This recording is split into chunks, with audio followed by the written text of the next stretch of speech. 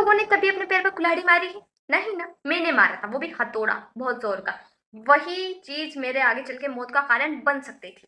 हुआ कुछ ऐसा कि जब मैं स्कूल में पढ़ती थी ना, तो हम हॉस्टल में रहते थे। वहां पे बच्चों को बड़ी चुल मस्ती थी कि भैया हम ट्रूथ एंड डेयर खेलेंगे। और उनको देख देख कर मुझे भी मन किया कि भैया मैं भी खेलूंगी। मैं वैसे बहुत साइलेंट गर्ल थी, अपनी क्लास की सबसे साइलेंट रहने वाली, साइलेंट भी नहीं बोल सकते, ऐसे बोल सकते हैं गूंगी लड़की। क्योंकि मैं किसी से नहीं बात करती थी, खुद में ही रहती थी। तो उनको मैं खेलते हुए देख रही थी, मैं अपने बेड पे बैठी थी, मैं देख रही थी, मुझे देखने में बड़े मजे आ रहे थे, तो मैंने सोचा मैं भी खेलती हूँ। तो मैं गई इन लोगों के पास और मैं भी बैठ गई खेलने के लिए। अब मेरे पे आया तो उन्होंने पूछा कि ट्रूथ या डेयर। मैंने अपने आप को मतलब हिम्मत वाली प्रूफ करने के लिए बोल दिया डेयर। मैं तो डेयर करूंगी भैया।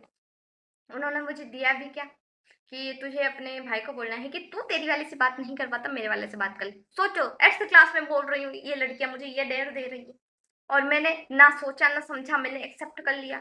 और जब महीने का फर्स्ट संडे आया ना, तो उस दिन हमारे सबके पेरेंट्स आते हैं, तो हम लोग वहाँ पे उनके साथ थोड़ा टाइम स्पेंड करते हैं और पूरे खानदान को कॉल लगाते हैं, सबको, मामा मौसी बुआ ताऊ, मतलब सबको। और पूछते हैं हाँ कैसे हो, ये वो। तो उस दिन मैंने लगाया अपने भाई पर फोन, और जो वो मेरे को डेयर मिला था, मैंने फटाक से बोल दिया। मेरे को लगा भाई काम खत्म हो गया, ऐसा भी क्या। लेकिन उधर से जो रिप्लाई आया भाई साहब, मेरी आंखों से गंगा यमुना सरस्वती जितनी नदियां सब बह गई। क्योंकि उसने मुझे जो सुनाया है मेरे भाई, मतलब मेरा तो ये समझ में आया ना, 8th क्लास में मेरा भाई इतना सीरियसली कैसे ले लिया वो बात। इतनी बुद्धि तो मेरे में है ही नहीं, उसको पता है कि ये किस टाइप की है। बुद्धि वाली लड़की है नहीं, बेल बुद्धि हूँ मैं।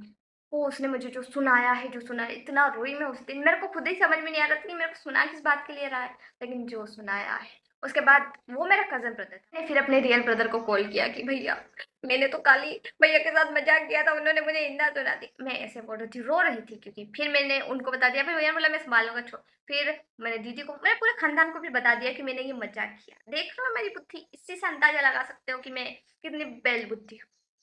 मैंने पूरे खानदान को बता दिया कि मैंने ये मजाक किया है। सोचो मेरी क्या ही इंप्रेशन पड़ा होगा कि 8वीं क्लास में ये गुल खिला रही है लड़की, ये कसम कहाँ से सीख रही है।